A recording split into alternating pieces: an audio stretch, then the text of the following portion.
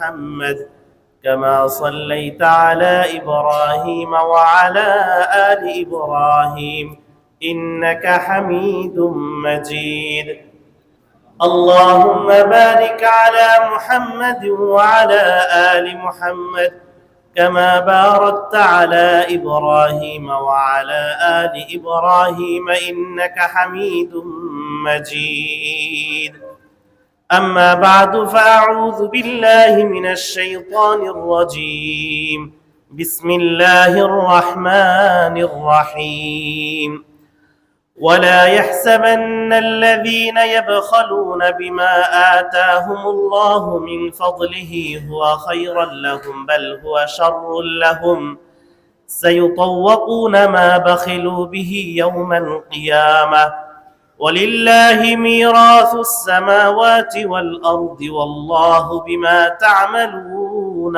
خبير صدق الله العلي العظيم وصدق ما قاله النبي الكريم ونحن على ذلك من الشاهدين والشاكرين والحمد لله رب العالمين محترم মুসল্লিয়ান کرام আল্লাহ রাব্বুল আলামিনের কাছে শুকরিয়া আদায় করি যে আল্লাহ রাব্বুল আলামিন আমাদেরকে রমাদান মুবারকের দ্বিতীয় জুমায় তার ঘর মসজিদে আসা জুমা নামাজের উদ্দেশ্যে এবং জুমা নামাজ পূর্ব কোরআন এবং হাদিসের আলোকে কিছু কথা শোনার এবং বলার তৌফিক দান করেছেন। কালিমাতুশ শুকর আদায় করি আলহামদুলিল্লাহ। আল্লাহ রাব্বুল আলামিন আমাদেরকে তৌফিক দিয়েছেন বলেই আমরা সুস্থভাবে রোজা রাখতে পেরেছি। আল্লাহ রাব্বুল আলামিন তৌফিক দিয়েছেন বলেই আমাদের পক্ষে তারাবিহ পড়া, কোরআন তেলাওয়াত করা, এই আমলগুলো করা সম্ভব হচ্ছে। অনেক দুর্ভাগা মুসলমান আছে, এই রমাদান আসার পরও তাদের মধ্যে কোনো চেঞ্জ আসেনি, কোনো পরিবর্তন আসেনি। রমাদান তাদের জীবনে কোনো রেখাপাত করেনি। কিন্তু একজন মুমিন, রমাদান তার কাছে একটা বিশেষ সুযোগ, মাগফিরাতের সুযোগ, নাজাতের সুযোগ, আল্লাহ রাব্বুল আলামিনের কাছে নিজের গুনাহ মাফ করিয়ে জান্নাত নিশ্চিত করার সুযোগ এই রমাদান। এই রমাদানে আল্লাহ রাব্বুল আলামিন এত বেশি রহমত, এত বেশি মাগফিরাত, এত বেশি নাজাত ব্যবস্থা আল্লাহ তাআলা করেন যে হাদিস শরীফে আসছে যে কুল্লা ইয়াউমিন কুল্লা লাইলাতিন, যে প্রত্যেক রাত্রে আল্লাহ রাব্বুল আলামিন বান্দার দিকে ইয়াত্তালিউ আলা ইবাদিহি, বিশেষ মনোনিবেশ করেন এবং মাগফিরাত ঘোষণা করেন, নাজাত ঘোষণা করেন। ওয়ালিল্লাহি উতাকাউ মিনান নার, এবং আল্লাহ তাআলা ঘোষণা করেন, আসমানে ঘোষণা করেন যে অমুকে জাহান্নাম থেকে মুক্তি লাভ করলো, অমুকে জাহান্নাম থেকে মুক্তি লাভ করলো। এরকম প্রত্যেক রাত্রে জাহান্নাম থেকে মুক্তির ঘোষণা আসে।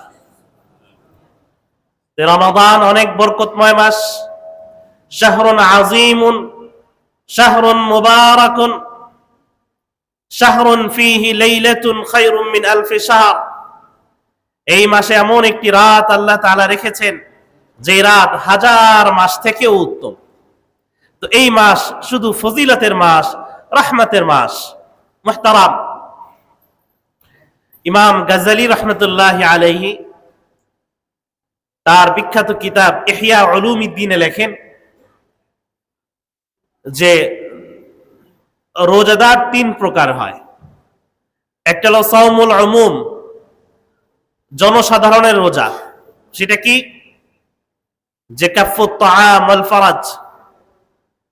সাধারণ রোজা হলো যে সারাদিন না খেয়ে থাকবে, রোজার যে হুকুম, মৌলিক হুকুম, সেই মৌলিক হুকুম পালন করবে। সুবহ সাদিক থেকে সূর্যাস্ত পর্যন্ত না খেয়ে থাকবে, স্ত্রী সম্ভোগ থেকে দূরে থাকবে। এটা হলো সাধারণ রোজা। এটা হলো খুসুসুস সাওম, আল্লাহ তাআলার বিশেষ বান্দাদের রোজা। বিশেষ বান্দাদের রোজা হলো যে সে পানাহার থেকে মুক্ত থাকবে, এর পাশাপাশি সমস্ত হারাম থেকে মুক্ত থাকবে, সমস্ত হারাম থেকে মুক্ত থাকবে। যেই মুক্ত থাকাটা রোজার আসল উদ্দেশ্য, লাআল্লাকুম তাত্তাকুন, যে না খেয়ে থাকা এটা উদ্দেশ্য না। রোজার উদ্দেশ্য হারাম থেকে মুক্ত থাকা, প্র্যাকটিস করা, হারাম থেকে মুক্ত থাকা অভ্যাস গড়ে তোলা। হাদিস শরীফে আসছে যে কারো কারো রোজা শুধু না খেয়ে থাকা আর থাকা, না খেয়ে থাকা ছাড়া আর কিছু না, উপোস থাকা ছাড়া আর কিছু না। আরো এসেছে যে সে যে না খেয়ে থাকলো এতে আল্লাহ তাআলার কিছু যায় আসে না, এর জন্য সে কোনো সওয়াব পাবে না। সেটা কোন ব্যক্তির জন্য? যে না খেয়ে থাকলো, রোজা ঠিকই রাখলো, বাহ্যিকভাবে সে রোজা পালন করলো, কিন্তু রোজা রেখেও মিথ্যা কথা বলল, রোজা রেখেও ইফতার তার হারাম মাল দ্বারা হলো, তো সেই ব্যক্তির রোজা কি কাজে আসবে? তো ইমাম গাজ্জালী রাহমাতুল্লাহ আলাইহি বলেন যে খুসুসুস সাওম, আল্লাহ তাআলার বিশেষ বান্দাদের রোজা হলো যে সে হালাল থেকে তো মুক্ত থাকবেই, এই সময়টা সে সমস্ত হারাম থেকেও মুক্ত থাকবে। তিনি 6টি বৈশিষ্ট্য কথা বলেন। এক, গদ্দুল বাসার, যে আল্লাহ তাআলার বিশেষ বান্দাদের রোজা, রোজার পরিপূর্ণ সওয়াব অর্জনের জন্য যে প্রথমত নজরকে হেফাজত করতে হবে। এটা অন্য আরো 100টা গুনাহের মূল এটা থেকেই শুরু হয়। জিনার গুনাহ নজর থেকেই শুরু হয়। গদ্দুল বাসার, আল্লাহ তাআলা ইরশাদ করেন যে আল্লাহু আ'লাম বিখিয়ানাতিল আ'ইন ওয়া মা তুখফিস সুদূর, যে আল্লাহ তাআলা কিন্তু তোমাদের চোখের খেয়ানত সম্পর্কে জানেন। শুধু তাই না, ওয়া মা তুখফিস সুদূর, তোমরা অন্তরে কি কল্পনা জল্পনা করো, কি অশ্লীল চিন্তা করো, সেই সম্পর্কেও আল্লাহ তাআলা খবর রাখেন। তো গদ্দুল বাসার, রোজা রেখেও যে কেউ যদি তার নজরের হেফাজত করতে পারলো না, এর থেকে আফসোসের আর কিছু নেই। 2, হিফজুল লিসান, জিহ্বাকে হেফাজত করা, অর্থাৎ মিথ্যা থেকে দূরে থাকা, গীবত থেকে দূরে থাকা, নামিমা চগলখুরি থেকে দূরে থাকা, কারো অন্যায় সমালোচনা, অনর্থক কাজকর্ম থেকে দূরে থাকা। আল্লাহ রাসূল সাল্লাল্লাহু আলাইহি ওয়াসাল্লাম ইরশাদ করেন যে ইসলামের সৌন্দর্যই এটা, যে ইসলামের মূল সৌন্দর্যই এটা যে একদম মুসলিম তারকু মা লা ইয়ানি, সমস্ত অনর্থক কাজ থেকে দূরে থাকবে, অনর্থক কথা বলা থেকে দূরে থাকবে, অনর্থক কাজ থেকে দূরে থাকবে, অনর্থক সময় নষ্ট করা থেকে দূরে থাকবে। একজন মুমিন কিভাবে অনর্থক কাজে ব্যয় করে? তার তো চুপ থাকাটাও ইবাদত। ওয়া নুতকি ইবাদা, আল্লাহ রাসূল সাল্লাল্লাহু আলাইহি ওয়াসাল্লাম বলেছেন নুতকি ফিকরান, ওয়াসুমতি ফিকরান, যে আমি যখন চুপ থাকি আমার সেই চুপ থাকাটাও ইবাদত হয়। যে চুপ যখন আমি নীরব থাকি তখন আমি আল্লাহ তাআলার সৃষ্টি নিয়ে চিন্তা করি, আল্লাহ তাআলার ক্ষমতা নিয়ে, আল্লাহ তাআলার কুদরত নিয়ে, আল্লাহ তাআলার রহমত নিয়ে চিন্তা করি। তো একজন মুমিনের তো চুপ থাকাটাও ইবাদত, একজন মুমিনের ঘুমটাও ইবাদত। তো একজন মুমিন অনর্থক কাজে লিপ্ত থাকবে না। হিফজুল লিসান, সে তার জিহ্বাকে হেফাজত করবে।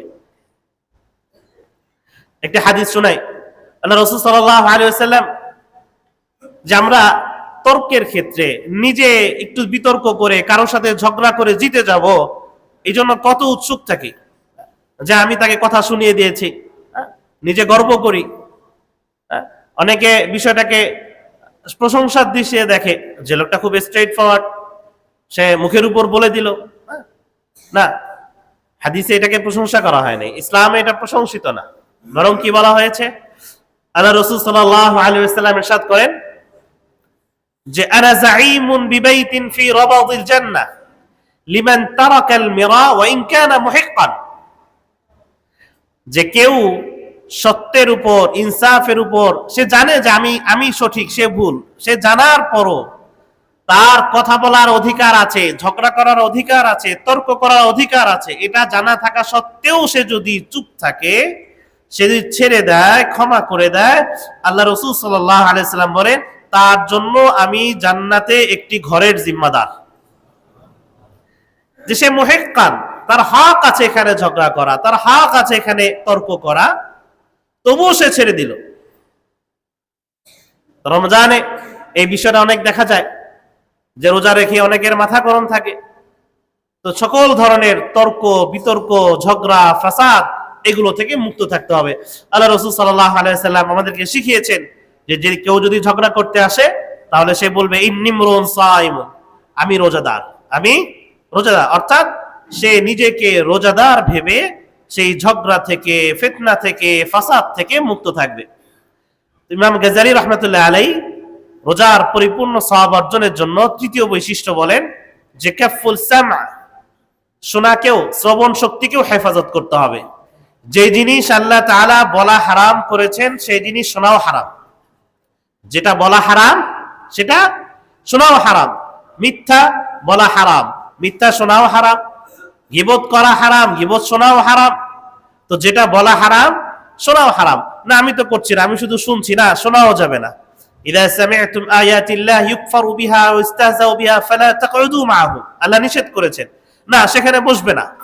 যেখানে আল্লাহ তাআলার বিধান লঙ্ঘিত হচ্ছে, যেখানে হারামের চর্চা হচ্ছে, সেখানে অংশগ্রহণ করবে না। আল্লাহ তাআলা তাদেরকে প্রশংসা করেছেন, ইবাদুর রহমান বলেছেন, জামাত প্রিয় বান্দা তারা, যে তারা যখন ওয়াইদা মাররু বিল লাগবি মাররু কিরামা, যখন কোন হারামের পাশ দিয়ে যায়, কোন মিথ্যা চর্চা হচ্ছে, গীবত চর্চা হচ্ছে, অন্যায় সমালোচনা হচ্ছে, যখন সে এর পাশ দিয়ে যায় সম্মানের সাথে অতিক্রম করে, অর্থাৎ সেখানে অংশগ্রহণ না করে পাশ কেটে দ্রুত চলে যায়। অনেকে তো আছে আগ্রহের সাথে অংশগ্রহণ করে, হ্যাঁ, কোথাও মারামারি হচ্ছে বা কেউ কাউকে মারছে, সে জানে না কে অপরাধী কে অপরাধী না, সে গিয়ে মারা শুরু করে, আছে না এরকম? আবার দেখছে যে একজনের সমালোচনা হচ্ছে, সে পূর্বাপর অবস্থা জানে না, সে গিয়ে সেখানেও সমালোচনা শুরু করে, আমিও তো জানি এটা। ওয়াইদা মাররু বিল লাগবি মাররু কিরামা, আল্লাহ তাআলা তার প্রিয় বান্দাদের বলেছেন ইবাদুর রহমান, এরা রহমানের প্রিয় বান্দা, যে তারা কোনো মিথ্যা অনর্থক কাজে অংশগ্রহণ করে না, বরং তার সামনে যদি হয় তাহলে সে সম্মানের সাথে অতিক্রম করে, হয় বাধা দেয়, আর যদি দেখে বাধা দেওয়া তার পক্ষে সম্ভব না, সম্মানের সাথে অতিক্রম করে, সেখান থেকে চলে যায়। তো হিফযুস সামা, শ্রবণ শক্তিকেও হেফাজত করতে হবে। যেটা বলা হারাম সেটা শোনাও হারাম, শোনাও যাবে না। চতুর্থ, হিফযুল জাওয়ারিহ ওয়াল বাতন মিনাশ শুবহাত, চোখ, কান, শ্রবণ এছাড়াও সমস্ত অঙ্গ প্রত্যঙ্গকে হারাম থেকে বাঁচাতে হবে। বিশেষত পেট বাঁচাতে হবে হারাম খাওয়া থেকে। শুধু হারাম না, শুবহাত, শুবহাত থেকেও বেঁচে থাকতে বলা হয়েছে, যে যেটা হারাম না কিন্তু হারাম হওয়ার সম্ভাবনা আছে, সেই সম্ভাব্য হারাম থেকেও বেঁচে থাকতে হবে। এক সাহাবীকে জিজ্ঞাসা করা হয়েছিল যে তাকওয়া মানে কি? তিনি বলেছিলেন যে তাকওয়া মানে হলো হারাম থেকে তো বিরত থাকা, অনেক হালাল থেকেও বিরত থাকা, অনেক হালাল থেকেও বিরত থাকা। যে হালাল হলেই পালন করা যাবে তা না, অনেক হালাল আছে যে হালাল শরীয়ত মানুষের সামর্থ্য চিন্তা করে সাময়িকভাবে বলেছে হ্যাঁ ঠিক আছে এটা বৈধ করা যায়, কিন্তু অনেক হালাল থেকেও বিরত থাকতে হবে যদি মনে হয় এই হালাল চর্চা করতে গিয়ে আমি হারামের মধ্যে পড়ে যেতে পারি। তো যাই হোক, সেটা উসুলি বিষয়। তো সমস্ত অঙ্গ প্রত্যঙ্গকে হারাম থেকে হেফাজত করতে হবে। পঞ্চম, ইমাম গাজ্জালী রাহমাতুল্লাহ আলাইহি রোজার পরিপূর্ণ সওয়াব, রোজার আধ্যাত্মিকতা অর্জনের জন্য বলেন যে আল্লাহ ইস্তাকফিরা মিনাত তাআম ওয়ালা মিনান নাওম, যে রোজা রেখে অতিরিক্ত আহার করা যাবে না, অতিরিক্ত ঘুম, এটাও রোজার যে আধ্যাত্মিকতা নিষেধ না, কিন্তু রোজার যে আধ্যাত্মিকতা এর সাথে এটা সাংঘর্ষিক। অনেকে আছে পেট ভরে খাওয়া দাওয়া করলো, প্রয়োজনের অতিরিক্ত খাওয়া দাওয়া করলো, এটা তো এমনিও নিষেধ, স্বাস্থ্যের জন্য হানিকর।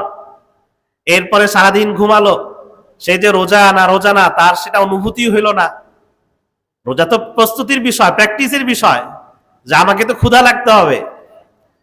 রোজার যে মূল উদ্দেশ্য, আমার সারাদিন আমার পেট ভরা থাকলো, আমি খুব আরাম আয়েশে থাকলাম, রোজার যে মাহাত্ম্য এটা আমি কিভাবে বুঝবো? যে আমার ক্ষুধা লাগছে কিন্তু আমি আল্লাহকে ভয় করে খাবো না, এই পরিস্থিতি কিভাবে আসবে? আমি পেট ভরে খাওয়া দাওয়া করলে সারাদিন ঘুমালাম, ঘুম থেকে উঠে আবার ইফতার করে আবার পেট ভরে খাওয়া দাওয়া করলাম, তাহলে আল্লাহ তাআলা যে আমাকে হারাম থেকে বাঁচার বা হালাল থেকে, আল্লাহ তাআলার নিষেধ থেকে বাঁচার যে প্র্যাকটিস করতে বলেছেন, এই পরিস্থিতি আমার সামনে কিভাবে আসবে? তো রোজা রেখে যে অনেকের মধ্যে ভুল ধারণা, যতক্ষণ পর্যন্ত গলা পর্যন্ত খেতে হবে খেতে হবে, একে তো স্বাস্থ্যের জন্য ক্ষতিকর, আবার রোজার যে আধ্যাত্মিক যে মেসেজ এর সাথেও এটা সাংঘর্ষিক।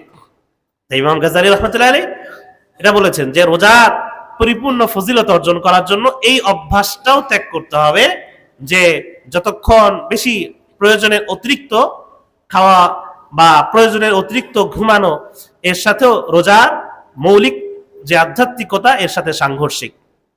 ষষ্ঠ, যে রোজা রেখে আল্লাহ তাআলার কাছে বেশি বেশি দোয়া করা এবং বাইনাল খাউফ ওয়ার রাজা, বাইনাল খাউফ ওয়ার রাজা, দুটো শব্দ, খাউফ রাজা, ভয় এবং আশা। আপনি সূরা আম্বিয়া খুলে দেখবেন যে আল্লাহ তাআলা অনেক নবীদের আলোচনা করেছেন, সর্বশেষ বলছেন ইয়াদউনা রাব্বাহুম খাউফাও ওয়া তামা, যে সমস্ত নবীদের বৈশিষ্ট্য হলো যে তারা আল্লাহ তাআলাকে ডাকে ভয় এবং আশার সাথে। আল্লাহ তাআলাকে ভয়ও পাইতে হবে, আবার আশাও করতে হবে। ওমর রাদিয়াল্লাহু তাআলা আনহুর উক্তি আছে যে আমি যখন আল্লাহ তাআলাকে ভয় করি তো এমন ভয় হয় যে যদি মনে হয় যদি একজন ব্যক্তি জাহান্নামে যায় সেটা আমি ওমর। আবার যখন আমি আল্লাহ তাআলার রহমতের দিকে তাকাই এত আশান্বিত হই যদি একজন ব্যক্তিও জান্নাতে যায় সেটা আমি ওমর। তো একজন মুমিন ভয় এবং আশার মধ্যে থাকবে, অতিরিক্ত আশা করবে না। আমল নাই কিন্তু আশা করে বসে থাকে যে আল্লাহ তাআলা আমাকে মাফ করে দিবে, আল্লাহ তাআলা আমার সব আমল কবুল করে নিবে, তার সুন্নতের প্রতি তার গুরুত্ব নেই। তো ভয় এবং আশার মাঝে থাকা, যে এই ভয় করা যে আমি যে রোজা রাখলাম, আমি যে অর্থ ব্যয় করলাম, সদকা করলাম, আমি যে আমল করলাম, এই আমল আল্লাহ তাআলার কাছে যদি কবুল না হয়, এই ভয়ে থাকা। আবার আশান্বিত থাকা যে আল্লাহ তাআলা অবশ্যই কবুল করবেন, কেন কবুল করবেন না, আমি তো চেষ্টা করছি, আমি তো পরিশ্রম করছি, আমি তো ইবাদত সুন্নাহ অনুযায়ী পালন করছি। তাই বাইনাল খাউফ ওয়ার রাজা, প্রত্যেকটা আমলের পরে সেটাকে নিয়ে ভয় করা যে আল্লাহ তাআলা যদি কবুল না করেন তাহলে এটা পুরোপুরি ব্যর্থ। কোন হাজ যদি আল্লাহ তাআলা কবুল না করেন, উমরা যদি আল্লাহ তাআলা কবুল না করেন, তো সে নায়াগ্রা জলপ্রপাত দেখতে গেল আর কাবা দেখতে গেল, পার্থক্য কি? যদি আল্লাহ তাআলা কবুল না করেন তো সেটা তো শুধু একটা ট্রাভেল হয়ে গেল, সফর হয়ে গেল। রোজা যদি আল্লাহ তাআলা কবুল না করেন তাহলে শুধু শুধু শুধু না খেয়ে থাকা হলো। আবার তারাবিহ যদি কবুল না হয় শুধু শুধু রাত জাগা হলো। তাই কবুলের চিন্তা করা, এই ভয় করা, এই আশঙ্কা রাখা, একই সাথে আল্লাহ তাআলার রহমতের পরিপূর্ণ আশা করা, হুসনুল যন্নি বিল্লাহ। আল্লাহ রাসূল সাল্লাল্লাহু আলাইহি ওয়াসাল্লাম তার ইন্তেকালের 3 দিন আগে বলেছেন লা ইয়ামুতান্না আহাদুকুম ওয়া হুয়া ইহসিনু যন্না বিল্লাহ, তোমাদের কেউ যেন এমন অবস্থায় মৃত্যুবরণ না করে যে সে আল্লাহ তাআলার ব্যাপারে সুধারণা রাখে না। অর্থাৎ আল্লাহ তাআলার প্রতি সুধারণা রেখে যে আল্লাহ তাআলা অবশ্যই আমাকে ক্ষমা করবেন, আল্লাহ তাআলা অবশ্যই আমাকে জান্নাত দান করবেন, এই সুধারণা রেখে আল্লাহ তাআলার কাছে যেতে হবে। মুহতারাম, যাকাতের প্রসঙ্গ আসে, আমরা জানি যে যাকাতের হিসাবটা চন্দ্র মাসের হিসাব করতে হয়। এই চন্দ্র মাসের হিসাব রাখতে গিয়ে অনেকে রমাদানকে হিসাব করে যাকাত আদায় করে, রমাদানে অনেকে ব্যবসায়িক হিসাব নিকাশ এটা শেষ করে। তো আমাদের যাকাতের মাসআলা মাসাইল সম্পর্কে জানা দরকার, যাকাতের ফজিলত সম্পর্কে জানা দরকার, যাকাত না দেওয়ার ভয়াবহতা সম্পর্কেও জানা দরকার। প্রথমত যাকাত তো আমরা জানি একটা ইবাদত, মৌলিক ইবাদতের অন্তর্ভুক্ত। কোরআনে যত জায়গায় নামাজের কথা আসছে যাকাতের কথাও আসছে। আকিমুস সালাহ ওয়া আতুজ যাকাত, আকিমুস সালাহ ওয়া আতুজ যাকাত বারবার এসেছে যে নামাজ কায়েম করো, যাকাত দাও। ইসলামের যে 5টি খুঁটি, বুনিয়াল ইসলাম আলা খামসিন, সেই 5টি খুঁটির অন্যতম যাকাত। নামাজের পরেই যাকাতের প্রশ্ন। তাই যাকাত এটা ঐচ্ছিক কোনো বিষয় না, এটা ফরজ ইবাদত।